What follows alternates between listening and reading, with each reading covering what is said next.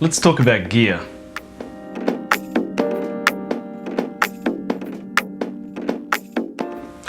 In the last month or so, getting into landscape photography more seriously, getting into vlogging as we are right now, it's become apparent to me just how much gear I need for each of these different things that I do. Landscape photography, portraits, professional work every now and again, street photography, black and white film, and it's just getting crazy. One of the things that I have noticed is that I've gone from a Leica M and a 35 and 50mm maybe, to a Leica M, a 35mm, a 50mm, an M7, a Nikon FA with a 50mm and a 35mm, a D810 with a 50mm and a 5mm, a 60mm macro.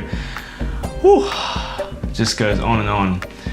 So the interesting thing is that through all of this, the 35mm lens has been arguably the most important lens for me. And I wanted to talk about how even if you don't have all the lenses that you need for all the different situations that you're in, it doesn't matter if you have imagination and your eyes. Since 2014, when I got the Fujifilm X100S with the 23mm lens, I've been shooting that focal length, 35mm, 23mm, ever since, and occasionally going in between different systems to get some jobs done.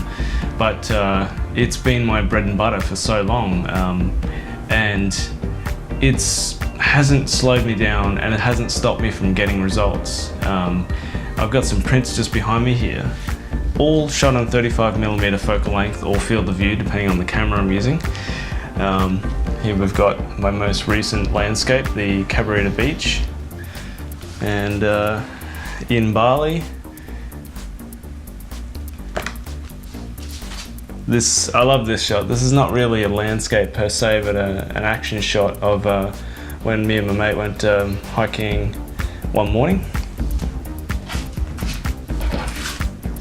Tasmania, Mount Field National Park, Russell Falls, I believe, and Pottsville, and another recent one, Fingal Head.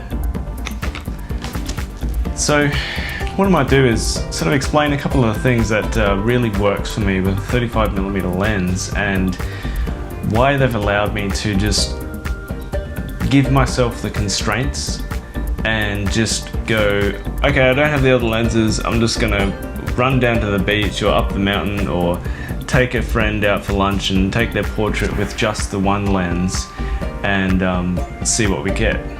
I guess my reasons sort of apply to the 35mm focal length. If you're a 50mm person or a 28, you might find your own slightly different reasons for being able to stick with that, but for me, a 35 is perfectly situated for both landscapes, portraits, and street photography, and almost anything you can do, travel. It's so versatile. You can take portraits vertically and you get a really beautiful environmental sort of aspect to that. You really feel like you're in there with the person, but it's not too wide, so it doesn't distort their face if you get a bit closer. For street photography, it's a little bit cinematic, but not quite a 50mm and not quite a 28mm, so it's not too wide. For travel, it fills in enough of the frame. For landscapes, it sort of includes enough, but it isn't too wide to sort of distort the landscape and put too much perspective in. It's great for panoramas. You can take 2 or 3 shots and get a nice panorama of 2.5 or 3 to 1. And it's the sort of thing that after so long I've gotten used to seeing it, and this is the same thing with a 50mm, this is the same thing with a 28mm or whatever lens that you've got that you really love, or it's the only one you can afford or the only one you have for now. It's the kind of thing that it really pays to learn how to use a single lens and then branch out from there, pick up the 50, pick up the 28, pick up the longer lenses. Something that I don't use a lot is like an 85 or a 70 to 200 millimeter telephoto lens. It really teaches you to use your eyes and walk around instead of just trying to zoom in and find the focal length that works for the composition. It really teaches you to make a composition from what you've got without the option to choose whatever you want. I think it really helps to train your eye. And so I guess I kind of want to back this up with some images, as you saw before, some prints. But here's sort of another series of images that comes from all 35mm focal lengths, or 23mm if I've got those in there. It's the kind of thing where I've been thinking maybe I need a 90mm for some telephoto landscapes, but I don't yet want to spend the money on one, so 50mm might do fine. I'll just have to see what I need and make do until I really need the 90mm and then go and get the 90mm. So yeah, let's take a look at these.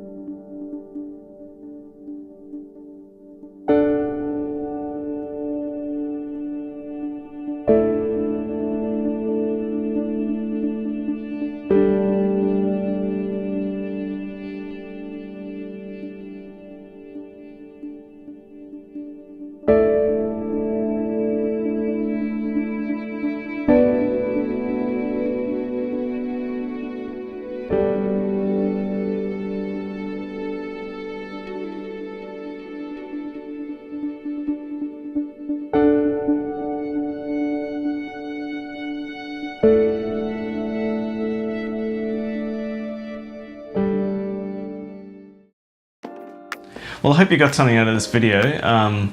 I'm by no means saying that you shouldn't get the gear that you need to get the shots. I'm certainly really weighing up the need for a 90mm, depending on the shots I want to get of mountains. I'm going to New Zealand in 2 weeks, and then next February I'm going for a long trip for 2 weeks. Route burn, hiking, landscape driving, all kinds of stuff. So